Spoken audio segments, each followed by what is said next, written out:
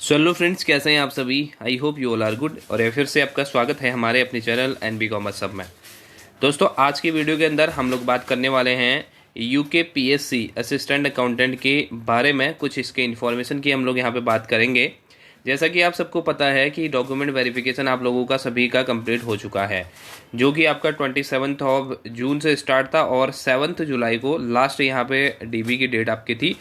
और उसके बाद इसके अलावा एक और इन्फॉर्मेशन मैंने आपको दे दी थी चैनल पे कि आपको 10 तारीख को, जो 10 जुलाई है, उसको एक डेट दी गई है कि जिसका भी अभी तक डीबी छूट गया है तो वो 10 जुलाई को जाकर अपना डॉक्यूमेंट वेरिफिकेशन करवा सकते हैं। ठीक है, तो ये उनके लिए एक डेडलाइन हो गई है। और इसके बाद जो है फाइनली इस क्या होने वाला है, और अभी तक मतलब जो डीबी हो चुका है तो कुछ लोगों को उसके अंदर प्रॉब्लम हुई है, और वो प्रॉब्लम क्या क्या हुई है, और अगर किसी का बायोमेट्रिक छूट गया है तो वो सारी चीज़ें हम इसके अंदर डिस्कस करने वाले हैं। और वीडियो पसंद आती है लाइक करना ना भूलें, चैनल पर नए हैं तो सब्सक्राइब जरूर कर लें। चलिए स्टार्ट करते हैं। सबसे पहली चीज़ तो ये कि आप लोगों को पता होगा वहाँ पे सारी चीज़ें आपके डॉक्यूमेंट चेक किए गए होंगे। जो आपके जितने भी आपने जेरोक्स डॉक्यूमेंट थे उससे आपके ओरिजिनल डॉक्यूमेंट को मैच किया गया होगा। और किसी की अगर छोटी मोटी डिसिमिलरिटीज़ वगैरह हैं तो वो वहीं पे सही हो गई होंगी। जैसे कि आपके कहीं पे नाम में कोई डिफरेंस है तो उसके लिए सेल्फ डिक्लेरेशन फॉर्म और वो सारी चीज़ें भरवा दी गई। वो मैंने पहले ही आप लोगों को एक्सप्लेन कर दिया था, और काफ़ी स्टूडेंट के अच्छे अच्छे फीडबैक मेरे पास आ रहे थे कि सर आपने सारी चीज़ें एक्सप्लेन करी थी, उसकी वजह से डीबी आसानी से हो गया था, ज़्यादा प्रॉब्लम वहाँ पे फेस नहीं करनी पड़ी है। और अदरवाइज़ वहाँ पे भी सही करवा दे रहे थे। और स्टाफ काफ़ी, जैसा मैंने पहले भी आप लोगों को बताया था, कोऑपरेटिव है और सब कुछ सही है, तो सही सभी तरीके से अच्छा वहाँ पे एक तरीके से फैसिलिटीज़ दी गई थी। इवन फ़ोटोकॉपीज़ वगैरह तक आप वहाँ पे करवा सकते थे। तो ये सारी चीज़ें थी। ओवरऑल एक्सपीरियंस हर एक कैंडिडेट का अच्छा रहा है वहाँ पे डॉक्यूमेंट वेरिफिकेशन का। और इसके बाद आप लोगों को बोला गया था जिसके भी डॉक्यूमेंट में शॉर्टेज है, जैसे कोई डॉक्यूमेंट है उसके अंदर कोई डिटेल आपकी पूरी की पूरी नहीं है अभी, या कोई भी अगर डॉक्यूमेंट है वो आप ले जा नहीं पाए हो, तो उसके लिए आपको 7 डेज़ का टाइम दिया गया है। और 7 डेज़ के अंदर आपको बोला गया है कि हार्ड कॉपी प्लस आपको सॉफ्ट कॉपी मेल के थ्रू वहाँ पे भेजनी है। क्लियर। तो वो स्टूडेंट काफ़ी पूछ रहे थे कि सर वो मेल क्या है, क्योंकि मेल एड्रेस ज़रूरी है कि एक अच्छे जो आपका ऑथेंटिक उनके द्वारा दिया गया मेल है उस पर करें, क्योंकि अगर आप किसी हेल्पलाइन पे करेंगे या किसी अदर मेल पे करेंगे तो वो लोग कंसिडर उस चीज़ को नहीं करेंगे। तो उसके लिए ईमेल यहाँ पे है, ये वाला ईमेल है soexam5@gmail.com। तो ये ईमेल एड्रेस आप नोट कर सकते हैं। और वहाँ पे भी हॉल में, क्योंकि आप लोगों को पता होगा, हॉल में भी आप लोगों को वो बताया गया होगा कि इस जो मेल है उस पर ही आपको अपने डॉक्यूमेंट को मेल करना है। तो इस मेल एड्रेस पे आपको अपने डॉक्यूमेंट को सेंड करना है। अब इसके अंदर ध्यान रखने वाली बात यह है, बहुत सारे स्टूडेंट को अभी इसके अंदर मेल करना भी नहीं आता होगा। उसमें कोई ऐसी बड़ी प्रॉब्लम नहीं है। बहुत सारे लोगों ने अभी तक मेल किया भी नहीं होगा, किसी को कोई काम भी नहीं पड़ा होगा, या जनरल मेल भी कर देते होंगे, तो उसका जो प्रॉपर आपको एक तरीके का जो मेथड होता है वो आपको पता नहीं होगा। तो उसके लिए कोई बात नहीं, मैं आपको बता देता हूँ। देखिए, सबसे पहले आपको इसके अंदर मेल एड्रेस तो आप डालेंगे, लेकिन सब्जेक्ट को जरूर से आपको उसके अंदर मेंशन करना है। जो सब्जेक्ट मेल के, जैसे जीमेल या जो भी मेल आप खोलते हैं उसके अंदर आपके पास में एक रिसिपिएंट का एड्रेस आता है, एक सेंडर का आता है और एक सब्जेक्ट होता है, राइट। उसके बाद नीचे अटैचमेंट का ऑप्शन आ जाता है। तो सब्जेक्ट जरूर आपको लिखना है। जिस चीज़ के रिगार्डिंग जिस डॉक्यूमेंट को आप सबमिट कर रहे हैं तो उसका सब्जेक्ट जरूर लिखेंगे कि आपके डीबी के टाइम पे आपने ये डॉक्यूमेंट आपने सबमिट करना था, उसके रिगार्डिंग ये मेल है। तो वो हिंदी में भी लिख सकते हैं, इंग्लिश में भी लिख सकते हैं, ये कंपलसरी नहीं है कि आप इंग्लिश में ही मेल करें।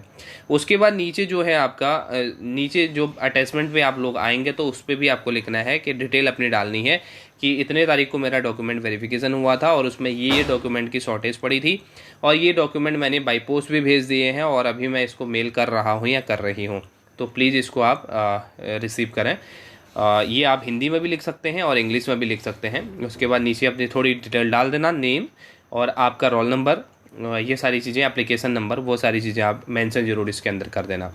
ठीक, तो ये तो मेथड हो गया कि मेल किस तरीके से करेंगे। और उसके अलावा जो हो सके तो अगर उसको हार्ड कॉपी भेजी है तो हार्ड कॉपी का जो ट्रैकिंग नंबर है उसकी फ़ोटो भी आप बाद में दूसरे मेल पे अटैच करके भेज सकते हैं, लेकिन उस मेल पे मत भेजना जिस पे आप डॉक्यूमेंट भेज रहे हैं, या उसको टेक्स्ट में भी आप एक तरीके से क्या कर सकते हैं, मेंशन कर सकते हैं। बट ये कंपलसरी नहीं है, ज़रूरी भी नहीं है, लेकिन एक आपके लिए एक सेफ तरीका मैं बता रहा हूँ। तो ये सारी चीज़ें हो गई, इसको तो आप आसानी से कर लेंगे मेल वगैरह, और डॉक्यूमेंट आप भेज देंगे। अब इसके बाद सेकंड बात आती है कि कुछ स्टूडेंट का इसके अंदर क्या है, बायोमेट्रिक छूट गया है।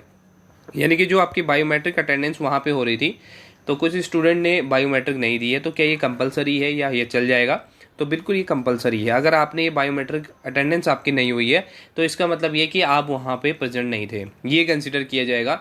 जैसा कि स्टूडेंट ने बताया है कि वहाँ पे साफ साफ आपको बताया गया था कि बायोमेट्रिक में सभी को अपनी अटेंडेंस देनी है, अगर आपने अटेंडेंस नहीं दी है तो आपको फाइनल मेरिट में नहीं कंसिडर किया जाएगा। तो इसलिए जिसका भी बायोमेट्रिक अभी तक छूट गया है, बायोमेट्रिक अटेंडेंस छूट गई है, जो कि आपको आई कार्ड प्लस अपने एक जो आइडेंटिटी कार्ड था आपका, उसको पकड़ के आपको वहाँ पे फ़ोटो खींच रही थी बेसिकली आपकी, तो वही आपकी अटेंडेंस थी, तो वो करवानी कंपलसरी है। तो इसके लिए आप कहीं ना कहीं 10 तारीख का जो डेट दिया गया, जिन लोगों का छूट गया है वो दोबारा से 10 तारीख को जाके बायोमेट्रिक वहाँ पे करवा सकते हैं। ठीक, तो ये लास्ट मौका है और उसको आपको यूज़ करना है। उसके बाद आपको हो सकता है आगे मौका ना मिले, क्योंकि पूरा का पूरा जो सेटअप बनाया गया है वो डॉक्यूमेंट वेरिफिकेशन के लिए बनाया गया है। तो ये दूसरी चीज़ यहाँ पे ध्यान रखने वाली बात थी। तीसरी चीज़ जो सबसे इम्पॉर्टेंट और चीज़ इसके अंदर है कि अब इसके बाद क्या होगा, मतलब जैसे आपका यहाँ पे डॉक्यूमेंट वेरिफिकेशन तो कंप्लीट हो चुका है, लेकिन इसके बाद आगे क्या होगा, मतलब आपका टाइपिंग का रूल, टाइपिंग के लिए डेट आएगी या फिर आपका प्रेफरेंस पूछी जाएगी, क्या चीज़ें होंगी। तो इसके अंदर सबसे पहले आपसे ऑनलाइन प्रेफरेंस इसके अंदर मांगी जाएगी, ऑनलाइन डिपार्टमेंटल प्रेफरेंस आपकी मांगी जाएगी इसके अंदर, और वो कुछ ही दिन में 1-2 हफ्ते के बाद में आपको देखने को मिल सकता है। और उसके बाद हो सकता है जैसे रूल्स हैं या फिर जैसा एडवर्टीजमेंट में अंदर मेंशन किया गया था, तो ऑडिटर का रिजल्ट डिक्लेयर किया जा सकता है। क्योंकि ऑडिटर के उसमें अगर आप किसी भी जो आपका एडवर्टाइजमेंट था उसके अंदर अगर आप लोग देखेंगे तो उसके अंदर टाइपिंग कहीं पे भी नहीं लिखा हुआ है। मतलब ऑडिटिंग के लिए ना ही एसेंशियल क्वालिफिकेशन में लिखा गया है, ना ही अदर क्वालिफिकेशन में लिखा गया है, टाइपिंग कहीं पर भी मेंशन नहीं है, हिंदी टाइपिंग कोई भी मेंशन नहीं है। वहाँ पे सिर्फ आपसे बोला गया है देवनागरी लिपि में लिखने का ज्ञान होना चाहिए, सिंपल ये बोला गया है, और हिंदी लिखना सभी को आना चाहिए, मतलब सिंपल सी बात ये हो गई है। लेकिन टाइपिंग का कहीं पे भी कोई मेंशन नहीं किया है इन्होंने पॉइंट, तो इसका मतलब ये हुआ कि टाइपिंग की इसके अंदर क्वालिफिकेशन नहीं चाहिए होगी, इसके अंदर ऑडिटर के अंदर। तो कहीं ना कहीं ऑडिटर की इसके अंदर रिजल्ट पहले आ जाएगा, मतलब इसकी रिजल्ट की आने की प्रोबेबिलिटी पहले आ जाए, पहले ज़्यादा है पहले आने की। और उसके बाद जो बचेंगे फिर वो असिस्टेंट अकाउंटेंट में जाएंगे, क्योंकि यही लॉजिकल सीक्वेंस बनता है। और जिसने भी ऑडिटिंग के लिए चूज करना होगा या ऑप्ट करना होगा वो ऑडिटिंग के लिए कर लेंगे, और फिर बाकी के अगर आपका इन केस आपकी अच्छी रैंक है और ऑडिटर में आप नहीं कर पाते हैं, ऑडिटर में आपकी रैंक नहीं आ पाती इन केस, तो फिर आप अकाउंटेंट में एलिजिबल हो जाएंगे। तो ये चीज़ यहाँ पे मेरे हिसाब से होनी चाहिए, और जो मेथड है या जो भी डॉक्यूमेंट है एडवर्टाइजमेंट है उसके अकॉर्डिंग भी यही चीज़ होनी चाहिए। बट बाकी की फर्दर चीज़ें देखते हैं कि आयोग उसमें क्या एक्शन लेता है, और मोस्ट ऑफ दी जो पॉसिबिलिटी है मुझे यही इसकी लगती है। क्लियर? और उसके अलावा टाइपिंग को आप लोगों को कंटिन्यू करना है। टाइपिंग अभी सभी लोग कंटिन्यू कर सकते हैं जब तक कि कोई ऑफिशियल नोटिफिकेशन नहीं आता है, ठीक है। तो ऑडिटर वाले भी टाइपिंग अपना स्टार्ट कर दें, क्योंकि हो सकता है क्या पता आयोग आपसे ये टाइपिंग भी ले ले ऑडिटर के केस में भी, क्योंकि सारे का सारा जो राइट होता है वो क्या है आयोग के पास में रहता है, उसमें संशोधन करने का या फिर सभी चीज़ों का। तो उसमें हो सकता है कि आपको ऑडिटर वालों को भी टाइपिंग में बुलाए, क्योंकि बाइफरकेशन ऐसा अभी कुछ किया गया नहीं है, क्योंकि उसके अंदर काफ़ी कैंडिडेट थे जो CCC और ऑडिटर वाले थे। बेसिकली CCC वाले जो कैंडिडेट थे या ओ लेवल वाले थे वो भी 600 समथिंग है, तो उसके अंदर सीट्स तो आपकी 52-53 लिमिटेड है, तो इसीलिए उसके अंदर ऐसी श्योरिटी कुछ नहीं है। तो इसलिए हो सकता है दोनों के लिए टाइपिंग भी बुला ली जाए। तो जितने भी कैंडिडेट हैं जिनका सक्सेसफुली वहाँ पे डॉक्यूमेंट वेरिफिकेशन हो गया था उनको ऑल द बेस्ट आगे के लिए। और उसके अलावा जिनकी कोई प्रॉब्लम थी उसके लिए मैंने आपको बता ही दिया है, आप इस तरीके से यहाँ पे मेल भी कर सकते हैं और हार्ड कॉपी उनको भेजेंगे, दोनों चीज़ें करना कंपलसरी है वहाँ पे।